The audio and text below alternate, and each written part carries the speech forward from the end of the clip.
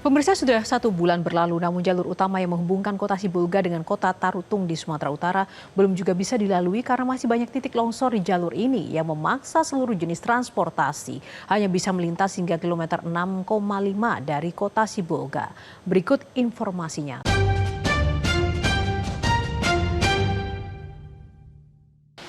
Ya pemirsa Metro TV, hingga saat ini kami masih terus memantau situasi dan juga kondisi terkini pasca terjadinya banjir bandang dan juga tanah longsor yang menimpa 3 wilayah di Sumatera, tepatnya di Sumatera Utara, Sumatera Barat, dan juga di Aceh. Dan saat ini pemirsa, kami tengah berada di Sumatera Utara, tepatnya di Kabupaten Tapanuli Tengah yang lokasinya berdekatan dengan kota Sibolga. Dan pemirsa, berdasarkan informasi yang kami dapat, masih ada titik-titik longsor yang terjadi di wilayah kota Sibolga menuju Tarutung.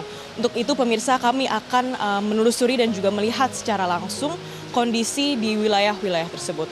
Untuk itu pemirsa, ikuti saya dalam penelusuran dari kota Sibolga menuju Tarutung untuk melihat wilayah-wilayah yang masih terdampak dari longsor yang terjadi pada bulan lalu.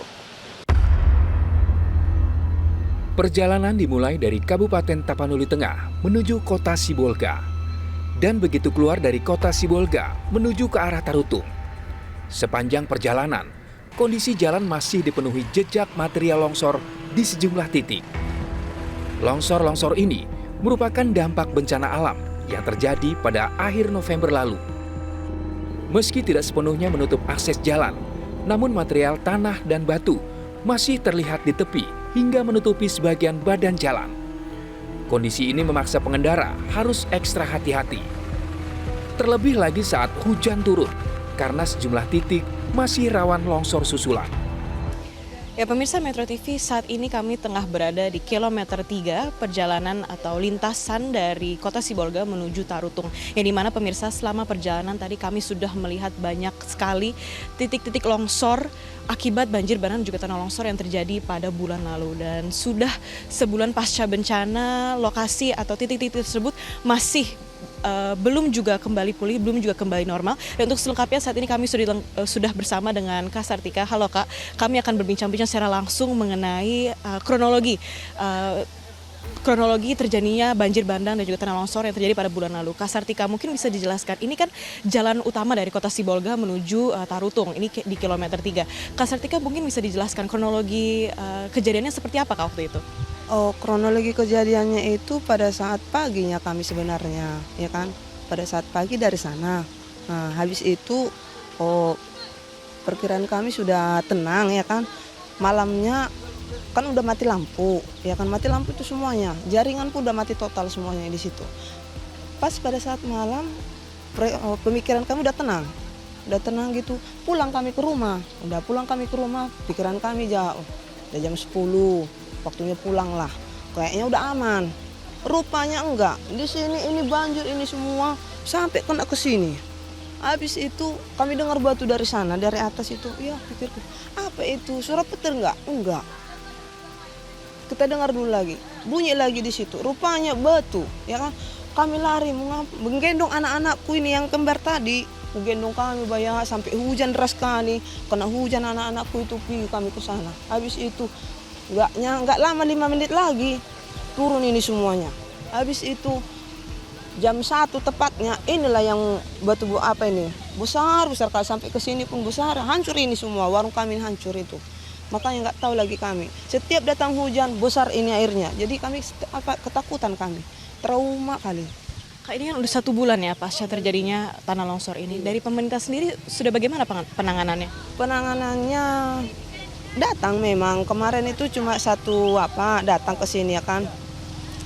Bekonya cuma satu datang, cuma sebentar aja. Terus itu pun mau pergi, terus kami hambat. Kami bilang, tolonglah pinomat ini saja, ini dibagusin dulu. Nah, terus udah dikorek ini, udah langsung pergi bekonya. Yang diutamakan di sana Jalan Poriah diutamakannya.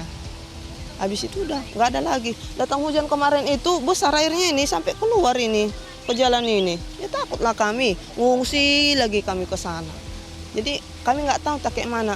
Udah 1 bulan lebih ini tuh nggak ada penanganannya. Tak kayak mana itu nggak tahu kami.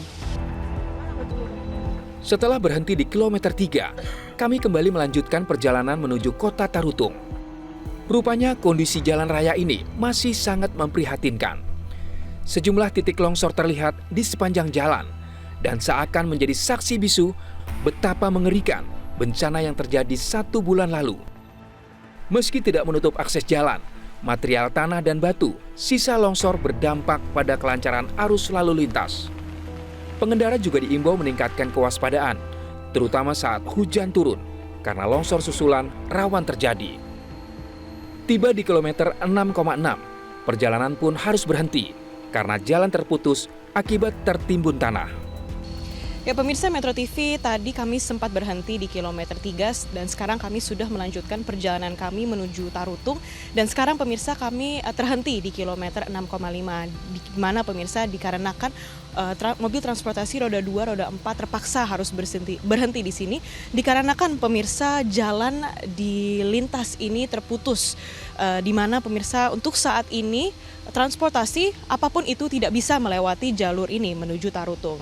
Namun pemirsa sudah bisa dilewati dengan jalan kaki, namun perlu ditegaskan lagi untuk saat ini transportasi roda 2 maupun roda 4 tidak bisa melewati jalur ini menuju Tarutung. Dan saat ini pemirsa kami sudah ditemani oleh Bapak Aswan. Halo Bapak. Halo. Bapak Aswan, mungkin bisa dijelaskan untuk kondisi sekarang di jalur ini menuju Tarutung bagaimana Pak?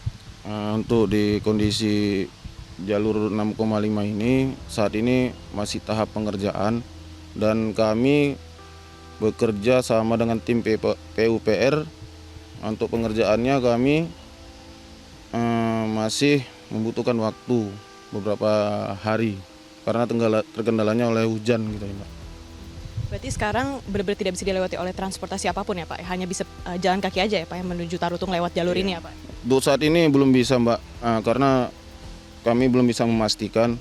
Takutnya nanti kalau kami bilang ini takutnya amblas dari atas, makanya saya bilang untuk berjalan kaki aja dulu. Bapak. Ya pemirsa, tadi merupakan perbincangan saya dengan Bapak Aswan yang merupakan penjaga di lokasi ini. Dirinya menyampaikan bahwa bagi masyarakat yang ingin melewati jalur ini harus terhenti di kilometer 6,5 menuju Tarutung dikarenakan jalanan yang masih terputus. Namun jika pemirsa ingin menuju Tarutung melalui kota Sibolga dapat melewati jalur alternatif lain yakni jalur Rampa. Demikian informasi dapat kami berikan untuk saat ini dari kota Sibolga. Dasya Hutauruk, Muhammad Firmansyah, Metro TV.